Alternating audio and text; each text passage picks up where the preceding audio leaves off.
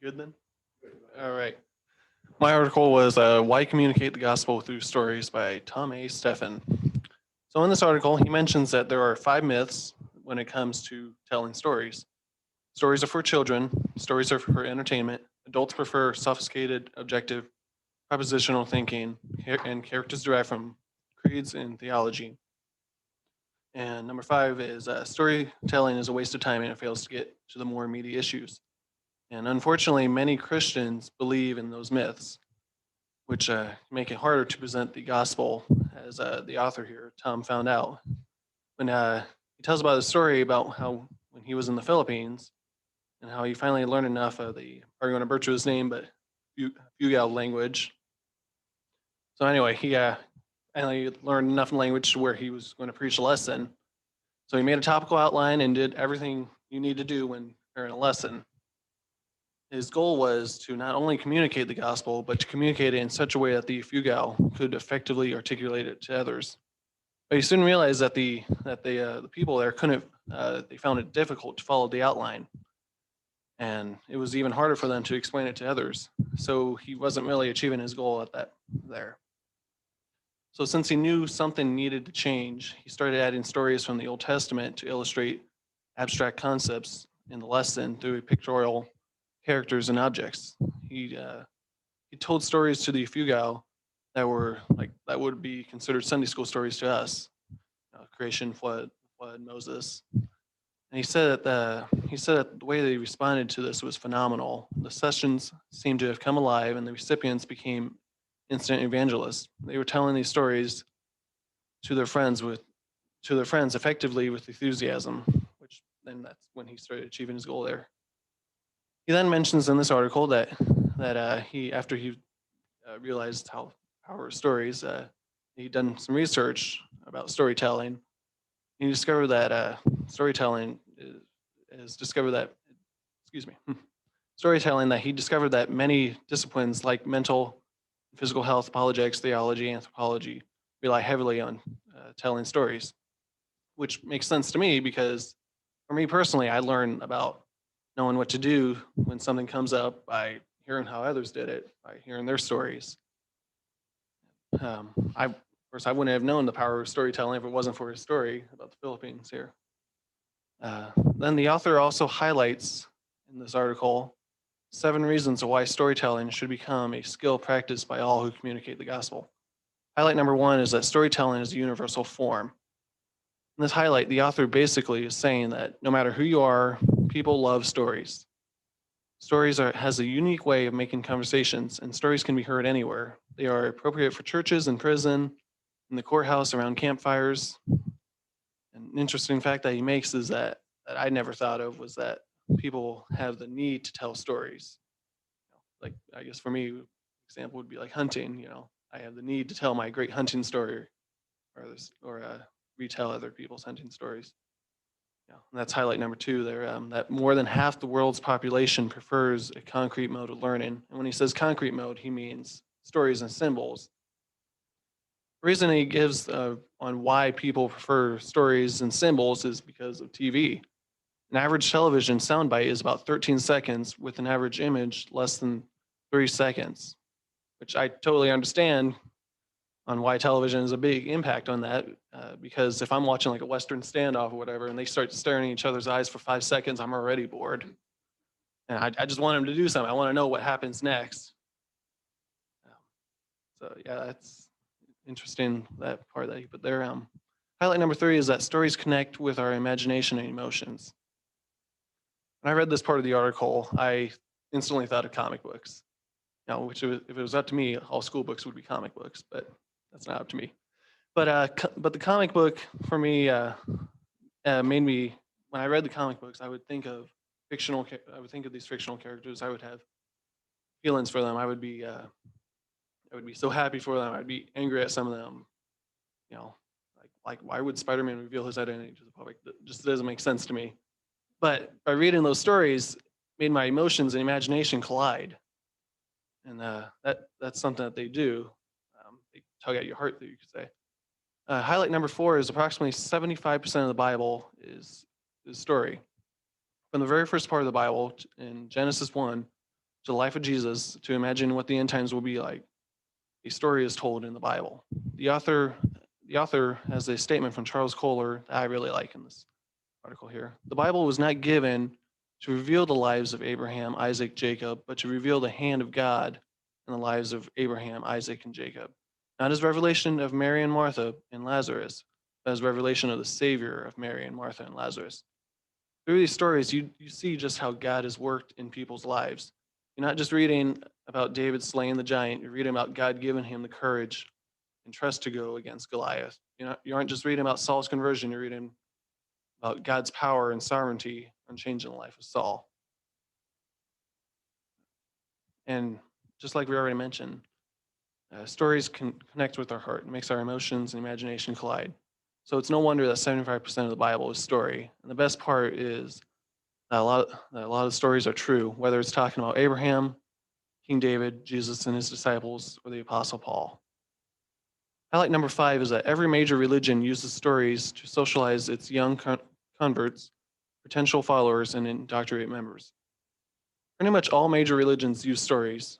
The stories are used to teach people what is acceptable and what is not acceptable. An interesting question / point that the author makes is that could one of the reasons be for stories in religion be because it provides an inoffensive, non-threatening way of challenging one's basic beliefs and behavior? That was an interesting question that he asked there. Highlight number 6 is that stories create instant evangelists. When you hear a story, you want to retell it to someone else. Like I already mentioned, I want to retell these great hunting stories that I've heard or other stuff, especially if that story makes you think.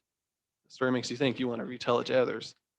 When Tom started telling the stories to the Yafugao, all those people went and told their friends. And that was his goal there, to get them to tell other people. And the last highlight is highlight number 7 is that Jesus taught theology through stories. Jesus introduced new concepts through parables. They challenge people to rethink what they think. Listeners would not have been able to found a middle ground in the stories, whatever way they took it. They would always find God in it. Jesus' parables were packed with theology. Imaginations and emotion would collide, which would make people really think about what Christ was saying.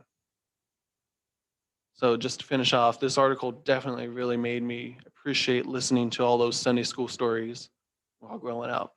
Because now I realize how much truth is in them, how much truth is in the entire Bible, which is full of stories.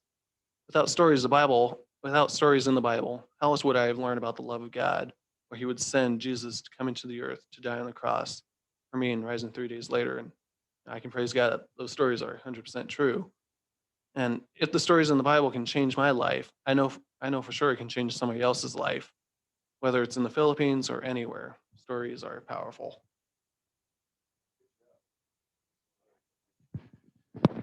Very well done. I grew up, and I'm guessing that most of you grew up too, with the idea, or at least to some degree, that stories are for children and then outlines and analytical studies are for adults. And I think we've deceived ourselves by making that distinction. Okay, God chose to reveal the vast majority of his word, 70-75%, as story.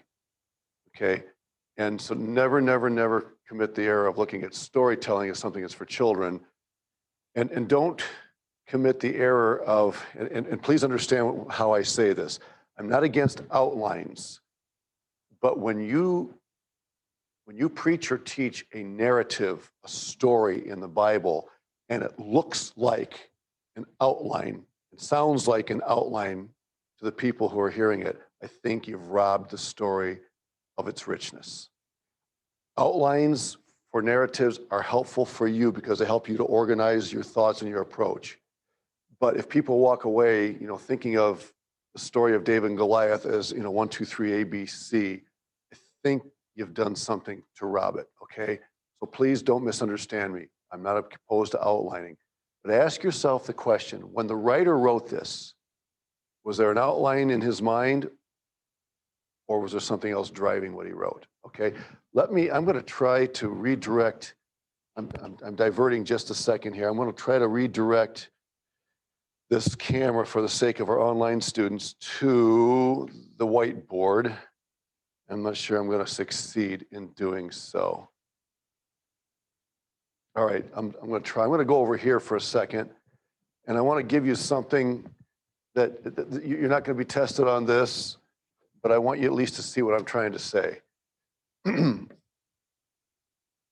Everybody who does a 4-year program, even 2-year, studies something in the area of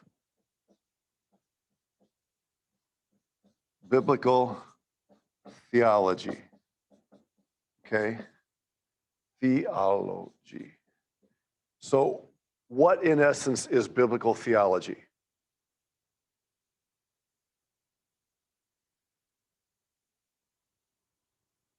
And don't say it's theology that comes from the Bible. It does. Yes. Yeah, it's what the Bible says, but there's a certain way. The Bible can say things in a number of ways. And the presentation here emphasized the narrative way of telling the story, which is from Genesis to Revelation, we're telling a story. Biblical theology really emphasizes the narrative of Scripture. It's the story. In other words, you don't just dive into a passage and preach it without mentioning anything about what's going on in the surrounding context. Okay? Our preacher this morning in chapel did a good job of taking the book of Haggai and giving us the context, what happened, the captivity, and all that, and the returns. I believe that biblical theology needs to be the foundation of all Bible teaching. Now, on that, we build pillars, okay? And my artist abilities are going to shine at this moment, and these pillars are what I would refer to as systematic theology, which we use the nomenclature doctrine class here. The 4 semesters of doctrine are systematic theology, and so is your systematic theology class. All of those are systematic theology. What is the purpose of systematic theology? Systematic theology gives definition to terms that fit in the narrative, okay?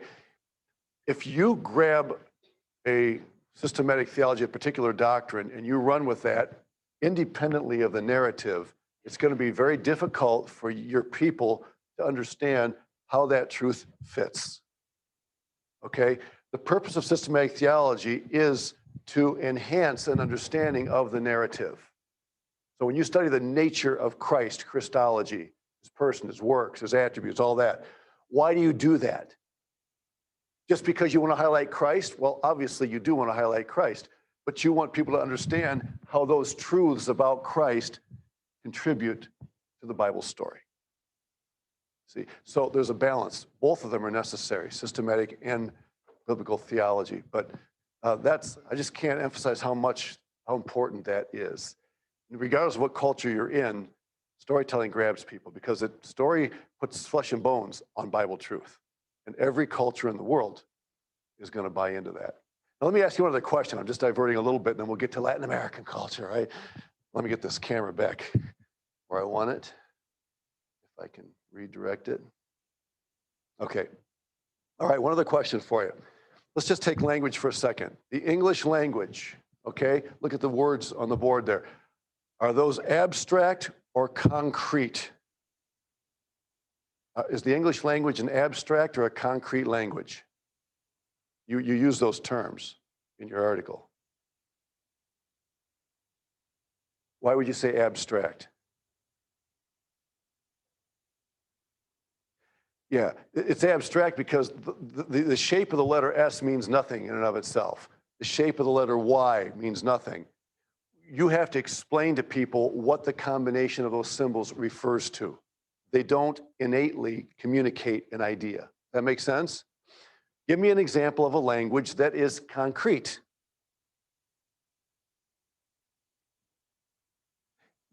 Mandarin, Chinese, any language that uses characters, okay, and if you study those, you find that there are actually pictures in those, even though they might not be obvious to the Westerner looking.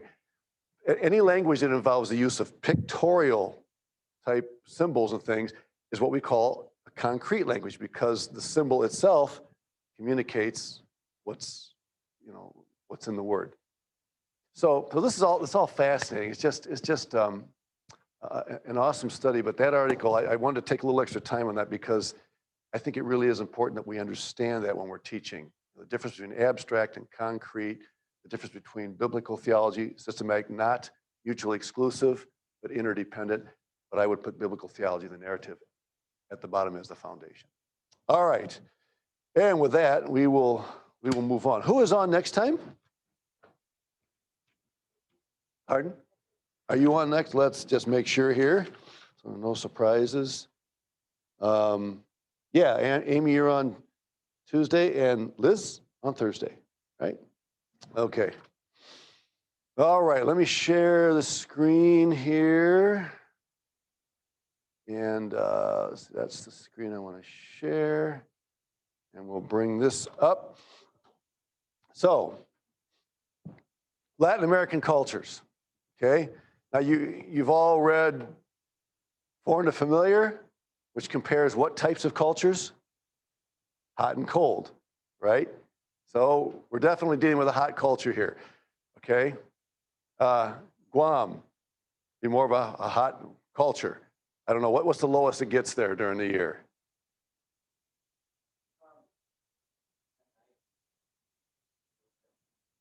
Yeah, that's the coldest time of the year, right? So when it gets down to the low 70s, people are shivering, they're putting covers over themselves when they go to bed. Yeah, I remember doing that in Brazil. Yeah, crazy. It is.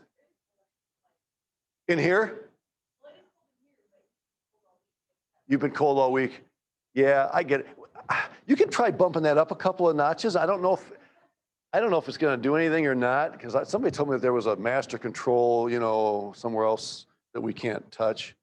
But all right. It says that, but I don't believe it. It's lying. All right, it's a particularist thermostat. All right, Latin American cultures. So on our map, this is what we're dealing with, okay? Now, if you talk to Mr. Horner, our geography teacher, he can discuss the ins and outs of whether we still designate this section here as Central America, or if it's all now South America or Latin America, the different designations that are used. And actually, a lot of geographers will place Mexico in the North American continent. So I'm just telling you, it's not as cut and dried, kind of like the issue we face with Egypt. Is it North Africa or is it Middle East? And the answer is both and, okay? One's political, one's more topographical, geographical. All right, so now I just put some examples. This is old, actually. Some of you will recognize some of these individuals that have lived in. I had these students in my class several years ago. What's that? Huh? That was last year? Yeah, you're right. So much has happened this year. It just seems like so long ago. Yeah. Cool. Anyway, okay. In your notes, there are similarities between Latin Europe and Latin America. That's why the word Latin is common to both of these clusters. The main differences, but what are the differences? So the word there's differences. So let's make a distinction, because people today don't commonly see much of a relationship between Latin America and Latin Europe. I mean, they're so far apart, but there are some significant differences. So, and Arlene, feel free to chime in whenever you want, okay? The main differences are in the areas of geography and history, right? So Latin Europe is the cradle of Christianity. Remember, that's one of the reasons why Israel is included in the Latin European cluster by a lot of students, okay? Letter B, Latin America was populated by indigenous people who were separated from one another. Now, I just want to pause a second, talk about that. Latin America is very diverse, okay? When you think of Latin Americans, you have to think about a whole lot more than just indigenous groups, the original peoples who were in that region. There is a lot of European influence now in Latin America. Um, and I don't know about Mexico. How many, I'm guessing that in the capital city, you'd see a lot of European influence. Am I right? Or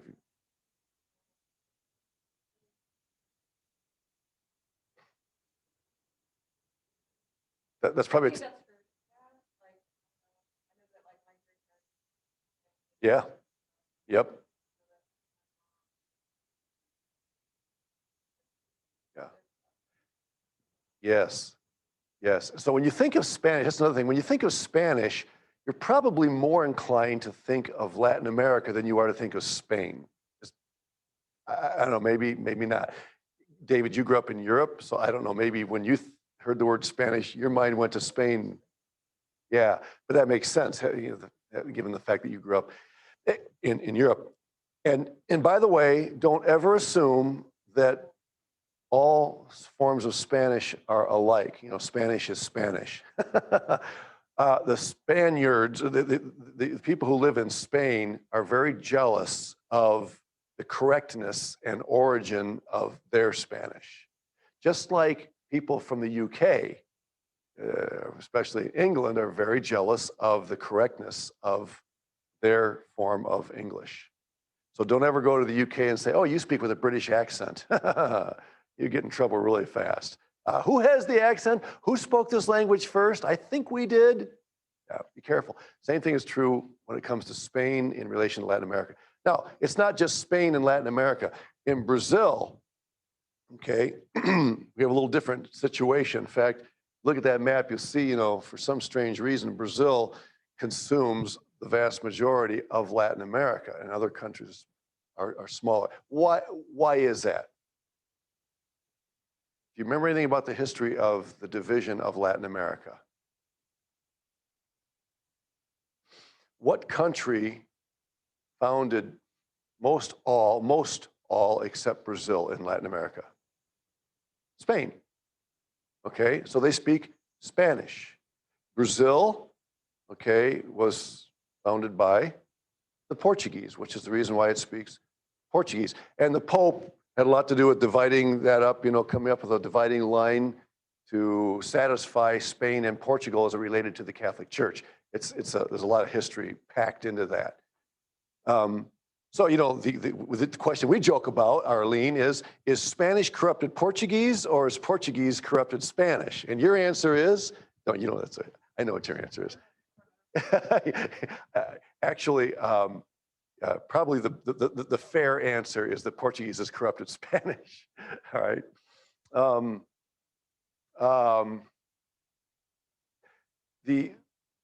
The difference also lies in how Europeans got to these countries. Okay. Let me just tell you up front, Brazilians, we were missionaries in Brazil for 19 years before coming here. That's why I keep referring to Brazil.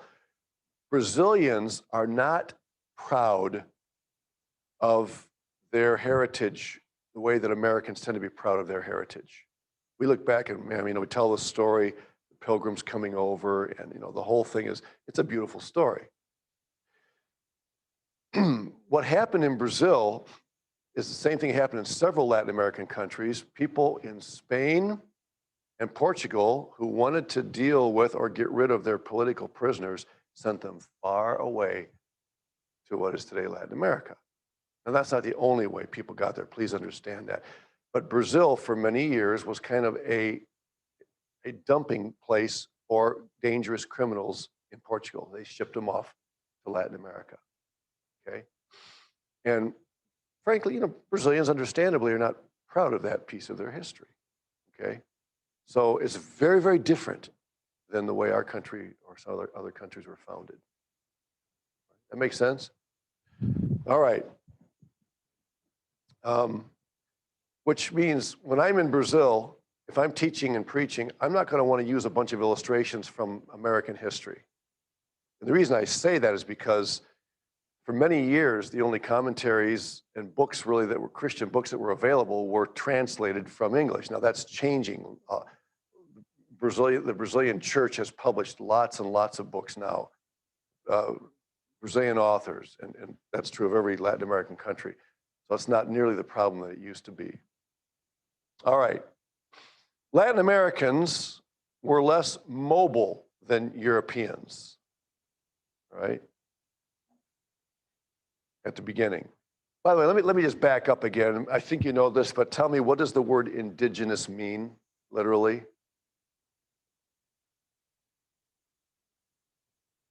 I think we've talked about it. Yeah, Liz? Of the ground, exactly. It has to do with those who were originally there, the original inhabitants of that region, right? Okay. So Latin Americans were less mobile than Europeans originally. Post-World War II conditions were very different, okay? Post-World War II for Latin Europe was devastation. I mean, it was a mess for a long time after World War II. But several Latin American countries actually took positions of neutrality. Brazil did. Brazil allowed people to come through their country during the war. They would come through, this is a very small map here, but they would fly, Natal was one place they allowed, they landed somewhere in the Amazon. So they allowed the Allied forces to pass through and on their way to Africa or wherever they were going. Okay, but they officially took a neutrality stance in the war. And so, you know, that if they don't have the same experience that their Latin, you know, relatives in Europe had. Okay.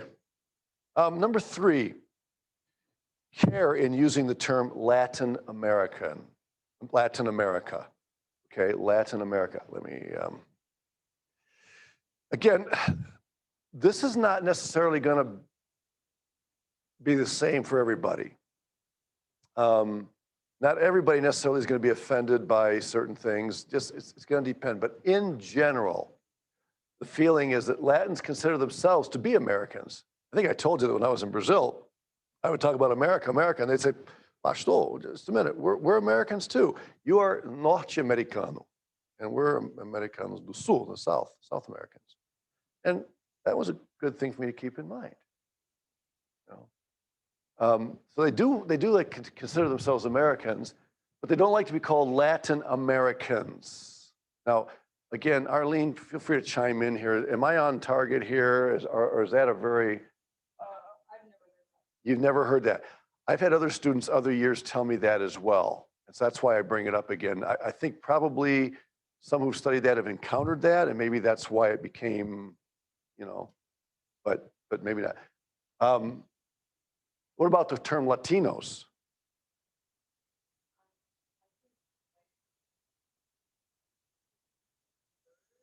Mm-hmm.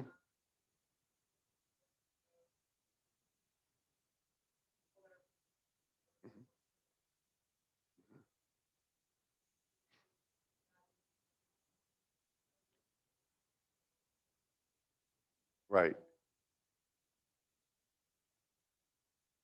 Yeah. Yep.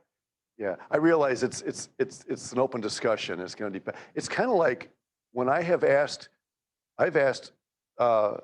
Black people before, do you prefer to be called Black? Do you prefer to be called African American? I've heard people say, don't call them either one, just call them Americans. But there are times when in a discussion, the ethnicity of a person becomes part of the discussion. You're not going to avoid that forever. And so I've asked, and I've gotten different. I had a Black student a few years ago, and he said, it just depends. He said, I'm fine with either one. Some people prefer to be called Blacks. Others prefer to be called African Americans. Some don't like the African Americans because they don't want to be identified with Africa and the slave trade. They want to be known as Americans. I get that. So I think the idea here is that we just have to be cautious, okay? I don't think anybody in this room is going to purposely try to offend somebody by using a certain label. But as you all know, we are living in a period of history right now where labels are excessively sensitive. Okay, the words that we use are really, really important. So just keep that in mind. So some Latin American customs are extreme expressions of Latin European traits. For example, Latin Europeans tend to be more paternalistic. Remember, we mentioned that the French don't understand why we Americans want to be so independent of father government. They feel like we're being irresponsible. So, you know, paternalism is more of an issue in in Latin America. And again, part of that comes from the Roman Empire, when the emperor was the daddy who offered those 4 things. Remember the 4 things that the emperor offered in the Roman Empire? What were they? Salvation, freedom, justice, peace. Right. And of course, if you would submit to father government, they would guarantee that for you. So that's kind of the remnants of that, still exist in the Latin European culture. Not so much Latin America. The role of government, or it does, I'm sorry, it does appear down there more so as well. The role of government, now one difference, many Latin American people are openly critical of their governments. That was true in Brazil. In fact, when I tried to teach the biblical, when I tried to biblically defend capital punishment, I got blasted by some of my Brazilian students. They said, Pastor Mark, that works where you're from, but down here, it'll never work because the justice will never be meted out. Capital punishment, those who are rich will always have enough money to buy somebody off, and only the poor will end up being executed. And I wasn't ready for that. I mean, one of those guys actually became the director of our seminary several years after that. And I had to kind of, backpedal and go home and think, okay, now, do I really know what I believe about the scriptural injunctions regarding capital punishment? So, all right. Gender roles are similar in the macho idea, perhaps more so in Latin America.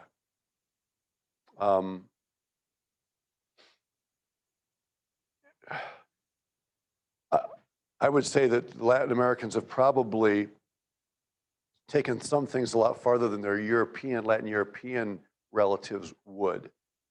For instance, in Brazil and other countries, I'm sure as well, and I'm talking about an unsaved scenario, I'm talking about the secular world, if you will, it's fairly understood that a wife is going to concede that her husband has other women on the line. If he's a traveling businessman and he's out on a business trip, she typically assumes that he's going to be involved in other relationships while he's gone. And you say, well, why does she just divorce the guy? Because in that culture, and again, not the Christian, but in that culture, it's accepted almost as if the husband needs those extra relationships and somehow deserves them. And that you say, well, that's demeaning the wife. Well, yes, it's definitely an unbiblical concept, but it is accepted. And it's something you have to deal with. Okay. And when someone comes to Christ, now you have to ask the question, does the guy understand? Now he's a Christian, this has totally changed. And so it's more of a quantum leap for him than it would be for somebody in our culture, for example, who comes to Christ. So very, very different. It's not uncommon in Latin America for young girls to marry much older men. And again, this is not a universal, I'm being stereotypical here. I saw this in Brazil over and over and over again. Why do you think that would be a fairly common practice? A young girl, say 18, marrying a guy who's in his 40s. It does happen quite often. Why? What's the girl looking for? Stability. What's the man looking for? Go ahead. Yep, hot wife. See? So both of them are satisfied. Interesting. Now that happens in America too, okay? Most of you probably know somebody where that happened. But I'm just saying that this is far more common in a Latin American context. Okay? And we had one guy in our church, the faithful member of our church. He was at least 20 years older than his wife, but he's a faithful husband. She was a faithful wife. They came to the Lord and served the Lord together. All right. Okay, now, how did I do this? All right, let's look at some of the cultural dimensions here. Particularism, okay, and for the sake of our visitors, maybe you already know this. What is particularism?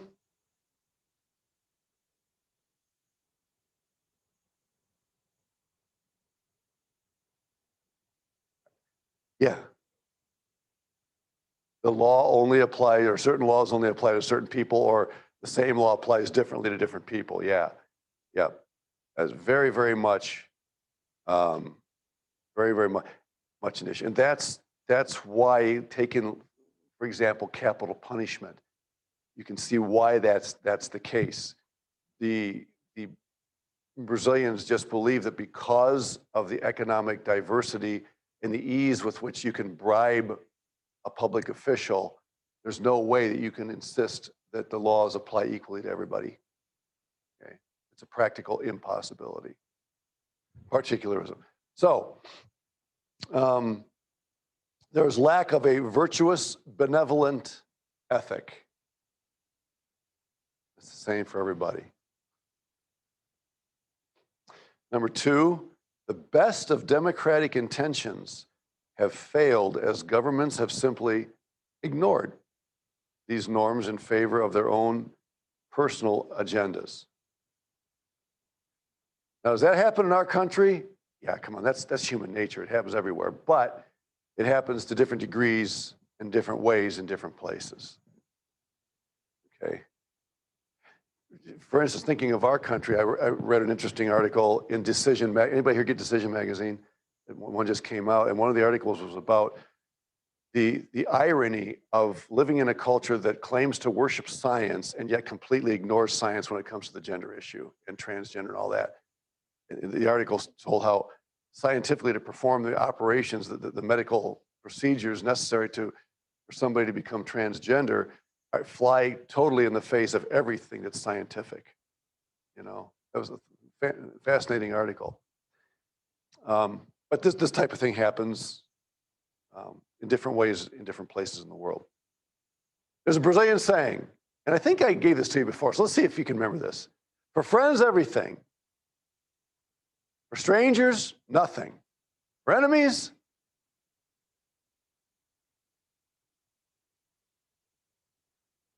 when we were talking about particularism and universalism, we get this. Well, what do you think? The law. The law. Remember we talked about all the different 13 things I was supposed to do to build a building?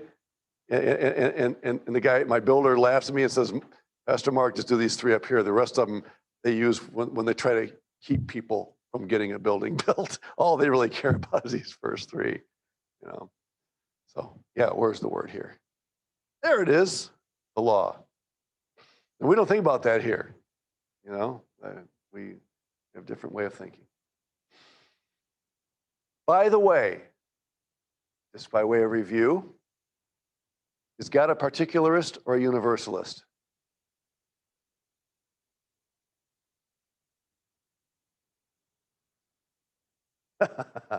Loaded question. Yeah, what would you like to say? God is. Well, what's the easiest answer to give? Yes, because it speaks of consistency, right? Of justice, fairness, right? Okay. But God sometimes does some things that he treats different people in different ways, which is one of the reasons, and I'm going to come back to North America here for a second. 2 words, they're buzzwords in our culture, equality and justice, okay? They are not necessarily one and the same. In other words, one does not necessarily demand the other, okay? To be just does not mean that everybody has to be equal in every sense of the word, but that's what's being touted All right, anyway, let's move on. Get a few shots in there. High uncertainty avoidance. There are different ways of dealing with high uncertainty avoidance. For example, and David Rutko, you can correct me or add to this, Germans try to eliminate uncertainty through laws. Would that be true in a sense? They try to establish laws that eliminate ambiguity? Man, it works. Yeah, you experienced that firsthand? David grew up in an MK in Germany. So if you want to practice your German, catch him after class. Number 2, Latins use paternal and family networks. Oh man, networks are huge. We lived in a neighborhood in Brazil called Lameiro, which means mudslide, but it wasn't muddy. It was just because whoever moved in there, that was that person's last name, mudslide. Lameiro. And we started a church there. I was teaching in the Bible college, but there was no church in that area. And so we started a little church. It's still, by the grace of God, still there and still serving the Lord. But man, it wasn't long before I began to realize that every other person in that entire neighborhood was somehow related. And I learned quickly that blood is thicker than water. We had people that came so close to just really selling out for Christ, but fell short because the neighborhood, the relatives were opposed to it. And if you don't think that causes frustration and discouragement, man, that was hard to deal with. They see it, they understand it. You know, it's right there, and they're right with you. And yet, the cousins, parents, yeah, that's a big issue. But family networks are very important, right? Arlene, do you still have quite a bit of interaction with your family in Mexico? You able to maintain contact with them, relatives there? Yeah. Today, of course, it's a lot easier given the options that we have. Good. Latins use religion to gain certainty. Now you see, and of course, what religious system dominates most of Latin America? Yeah, Catholicism, which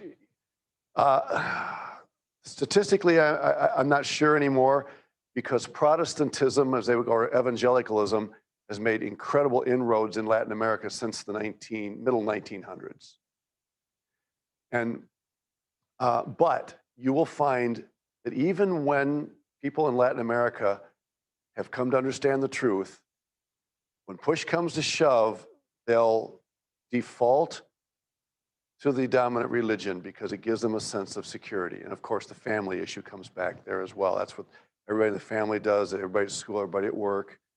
And so if you're ministering in this kind of a culture, you got to understand that.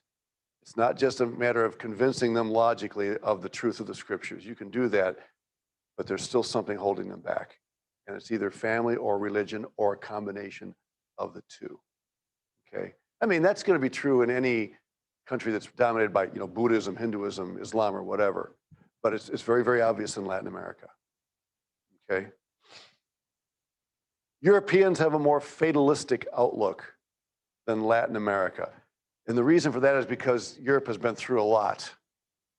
And so, the Latin Americans kind of have more of this idea that we can do this, make this happen.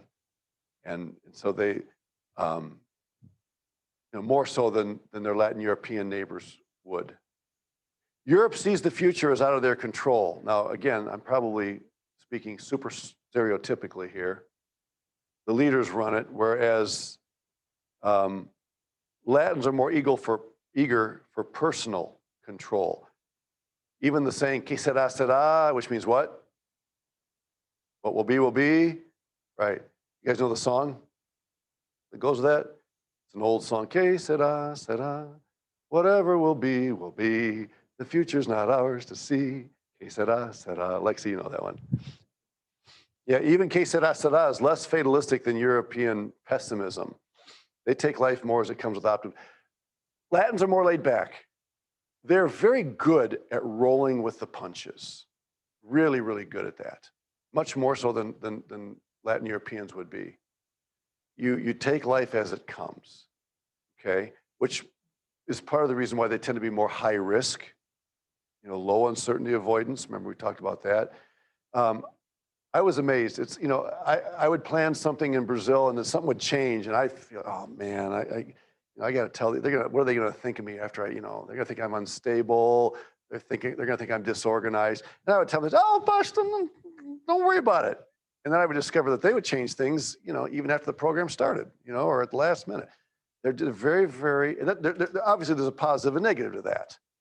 The positive side was, they were very, very forgiving, very understanding when it came to scheduling and things like that. Much more, tend to be very optimistic. Europe holds on to what it has. Latins long for change. And that's partly because of the history. The Europeans have a rich history that the Latins don't have. I don't know. Do you happen to know when Mexico became independent? I do not know the answer to that. I know that Brazil became independent in 1500 is when they claimed to have begun as a nation, but they weren't a.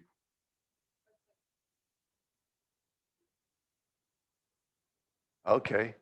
If you get it there, let me know. Brazil's Day of Independence is September 7th, 7 de Setembro. That's their Independence Day. 1810. So we're talking about much more recent history.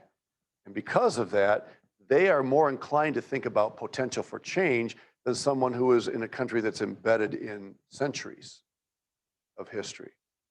Okay, which the Chinese, of course, are one of the oldest cultures, and that's, they're very proud of that. All right, so Europeans hold on, but has Latins long for change. Key point here, and it's in your notes. On the whole, there is a more free-spirited, casual, optimistic outlook on life across Latin America than across Latin Europe. All right. Again, that's both positive and negative.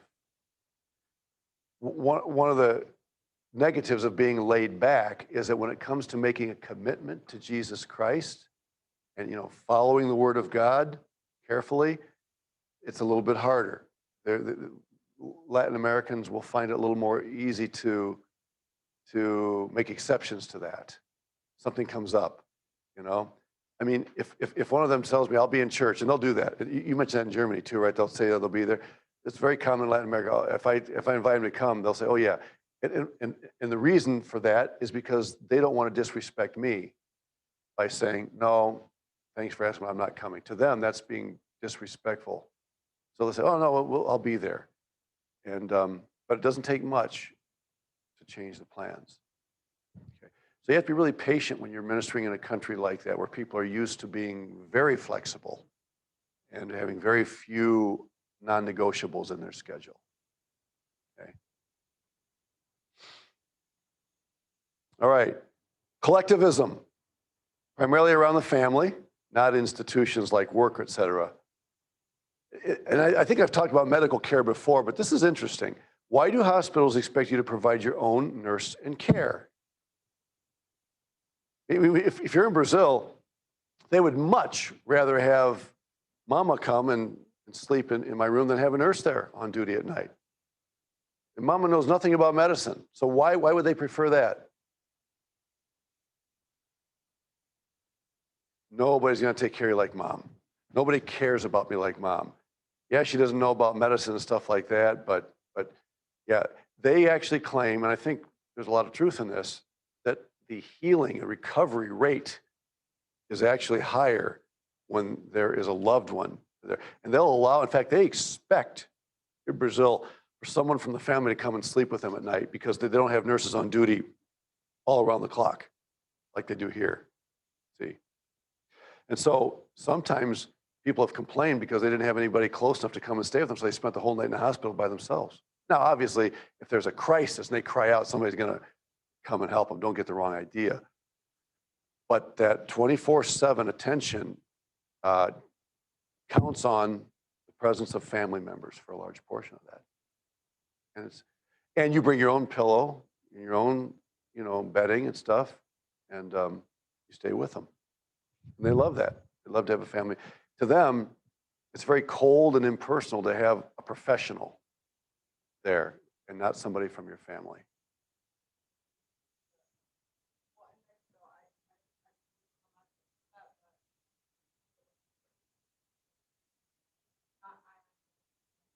Hmm.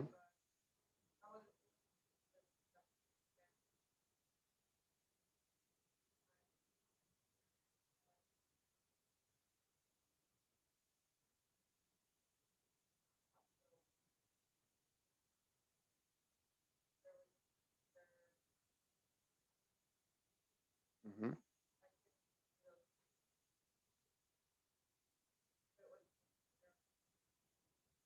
Hmm.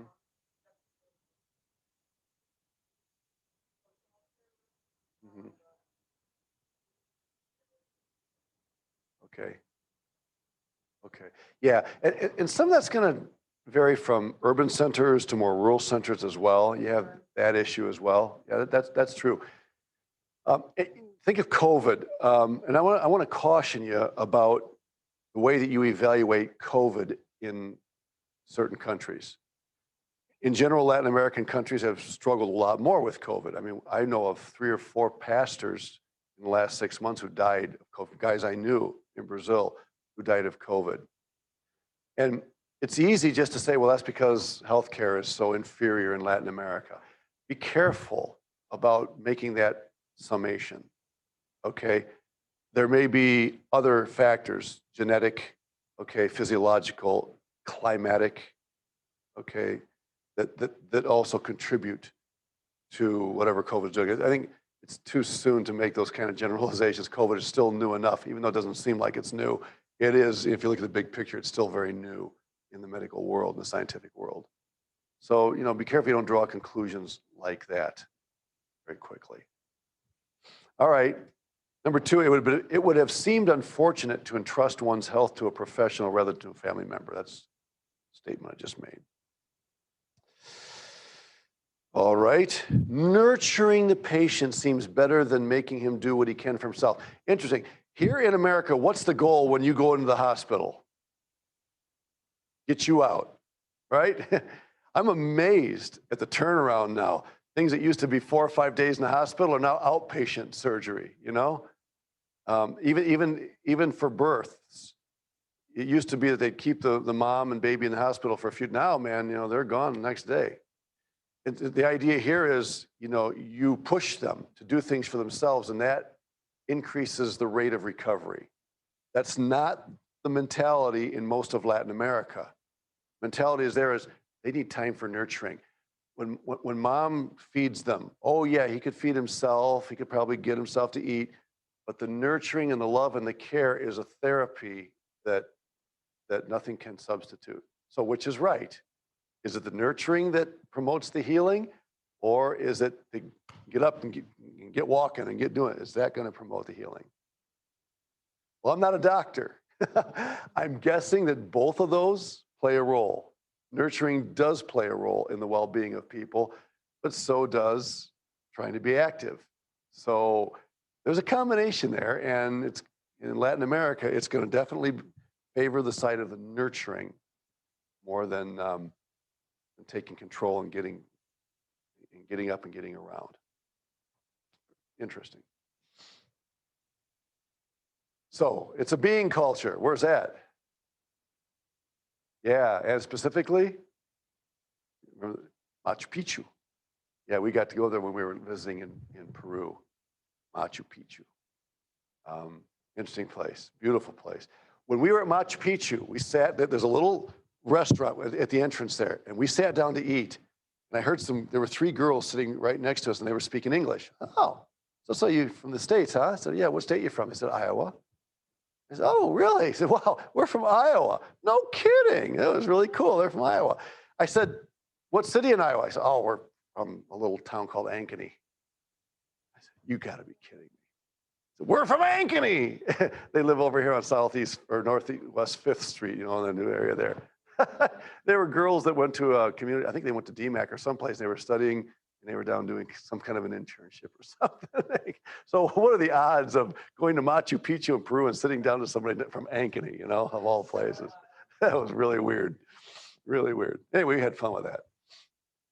High context, which means what? What's high context about? Review.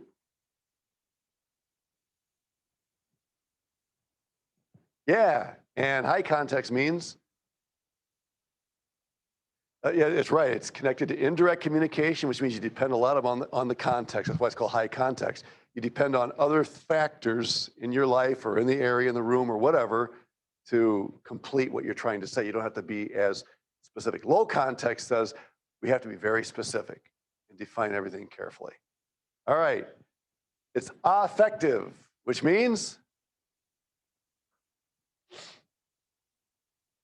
emotionally. Now, are Latins more emotional than Europeans? Well, it depends on how you define that. Everybody's emotional. So remember, it's not a question of whether you're emotional, it's a question of how you manifest it.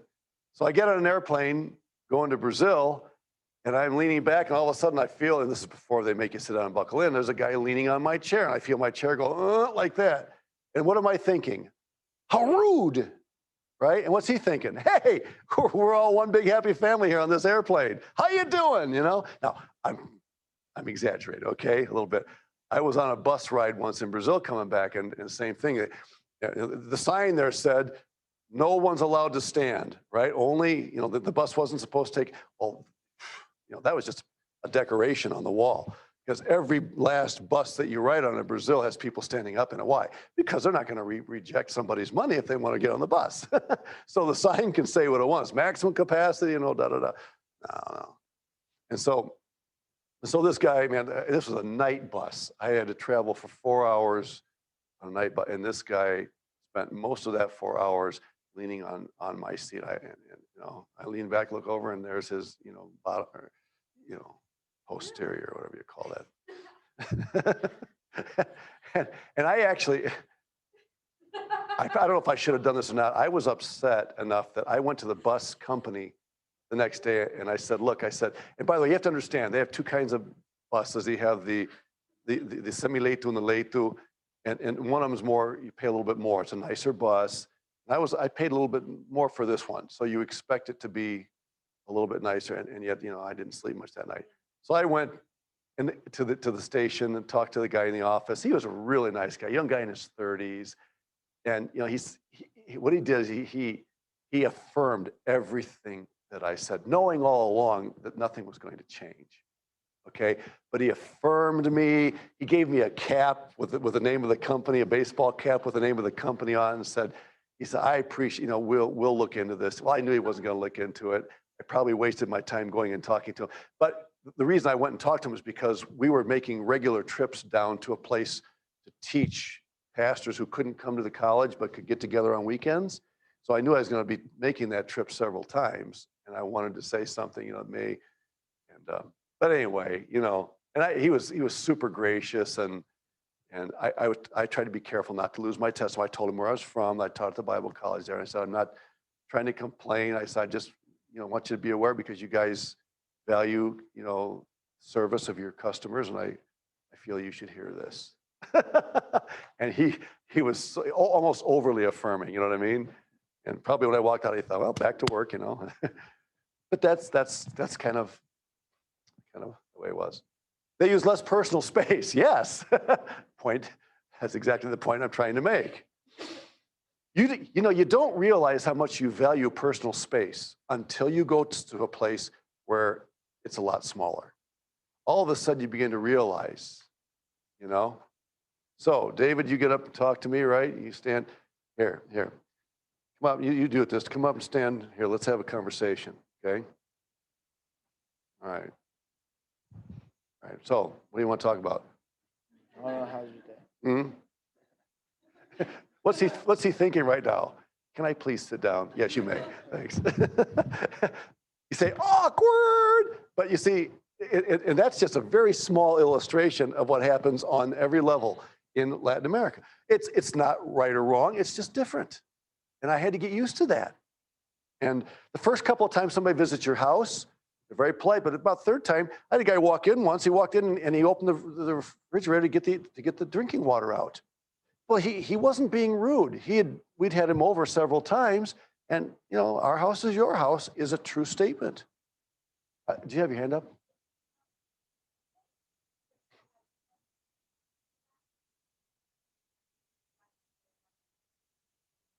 Mm. Yeah, there is. Yep, guys and guys, girls and girls, it is different. Yes, yes. And in the church, we teach modesty, we teach, respect for the opposite sex and all that. So it is a little different in the church than it would be in normal society. But in general, it's still much closer. Yes. People live closer together. You buy a piece of land, an average lot in Northeast Brazil is 10 meters by 20 or 30 meters. So 10 meters is about, in fact, some people will buy 5 meter lots, and the house basically takes up the whole 5 meters.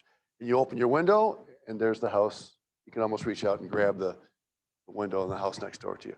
Now, that's not always the case, but it's much more that way. Less personal space.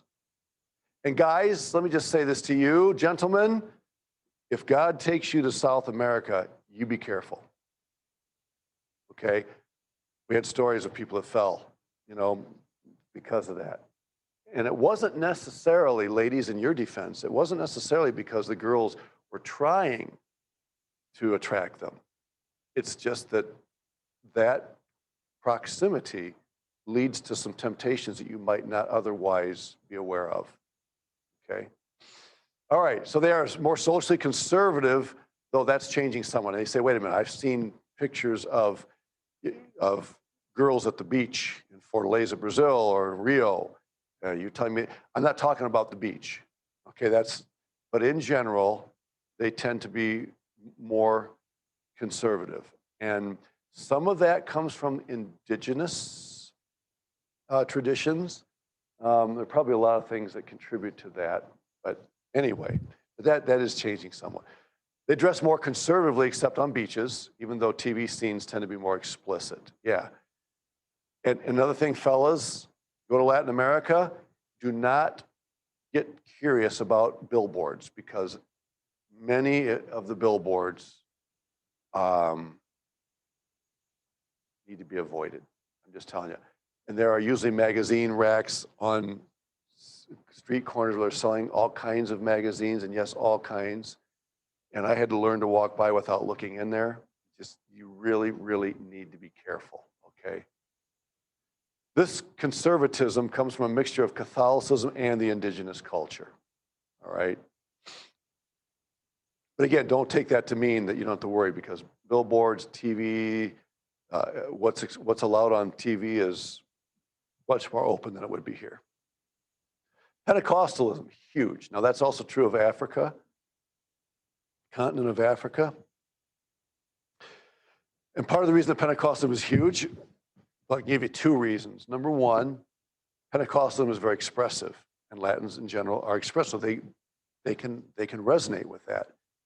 But also, Pentecostalism, and again, I'm going to be careful saying this, but a lot of Pentecostalism does have a connect of some sort with Spiritism. There are spiritistic elements in much of Pentecostalism. And so places like interior Latin America or interior Africa would connect with that as well. So again, I want to be careful not to state that more strongly than I should, but there is a truth in that. There is a fiesta tradition. Now, we call them fastas instead of fiesta, but same thing. Contagious. Now, the fiesta spirit isn't bad. I mean, God designed major feast days for his people Israel, right? But you have to understand that a lot of most fiestas in Latin America involve, flowing beer and wine, and they usually go very late, or should I say very early into the morning, and most people go home a little bit tipsy. What's that?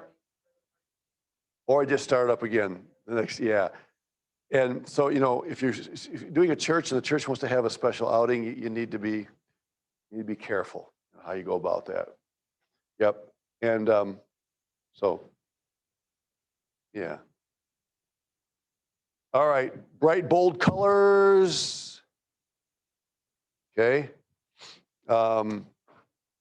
Characterize their art. They love colors. Of course, that's true in India as well and other places. Okay. So all right, let me rush through here really quick, okay? What's it mean to be Latin in the US? Now we're gonna switch, okay? Now we're taking somebody that's living in the US but has Latin roots. They resent being referred to as a unified group. Just like if you're from an Asian background, I say, oh yeah, Asians are, well, wait a minute, what Asians? You know? Or we refer to Bible times. Well, the Bible was written over 1,500 years, so what do you mean? So they don't like that either. B, Latins have done better than most in adapting to other cultures. Because of their flexibility, they do very well in adapting. I would say that Latins adapt to the American lifestyle probably in general more easily than Asians would, because Asians tend to be more conservative. So their ability to adapt would perhaps not be as natural. Okay, I'm sorry, I forgot to give these to you, didn't I? See, family is key wherever they are. It trumps work. Family is everything. D, the main meal is often the noon meal, which, by the way, is healthy because everything you eat after 2 o'clock gets stored, right? And man, my wife and I are beginning to see that, literally see that. And so here in America, the big meal is typically at night because people grab a sack lunch to take to work, right? Not there. You take off work, a big meal, and the evening meal is normally much, much lighter. It's really healthy. Latins are often considered rude. They're not. They're just themselves. They talk openly about physical appearance. We went to camp, and the guy at camp was a great big guy, and he walked kind of hunched over, and his name was Sapon. They called him Sapon, which means big toed. And that was his name. Hey, Sapon. They're talking. He'd respond, yeah, Another guy, big, tall, skinny guy. His name was Macajon. Macajon means spaghetti. That was his name, Macajon. Yeah. They didn't call me this to me in my face, but I heard the word narizão go around. Narizão means big nose. See, I mean, they do that. Now, if anybody here works with deaf people, you know that that's the way that they give names to people based on physical characteristics. Okay, I got to hurry here. Anyway, do's and taboos, really quick. 4 things. Do keep your palm down as you motion to come. Don't do this. Okay, in Latin America, that is you call a prostitute that way or something. You use your palm down and you do it like this. Okay, that's the polite way to have people come. You say it looks like waving, but not. This is waving. This is calling somebody to come. So if you go to Latin America, keep your palm down. Do lighten up over schedules and time. Don't get so bent out of shape if somebody's 2 minutes late, because it'll probably be more like 20 minutes late. Don't underestimate the importance of building relationships. That is so important. Why would you worship the clock and give preference to the clock when I'm trying to be your friend? Doesn't make any sense. And do keep in mind the adaptability of the people. Yeah. They're very adaptable. And if they see that you're stringent and strict about things, it's going to be hard for them to warm up to you. So learn to relax a little bit more. Well, Arlene, what did we leave out?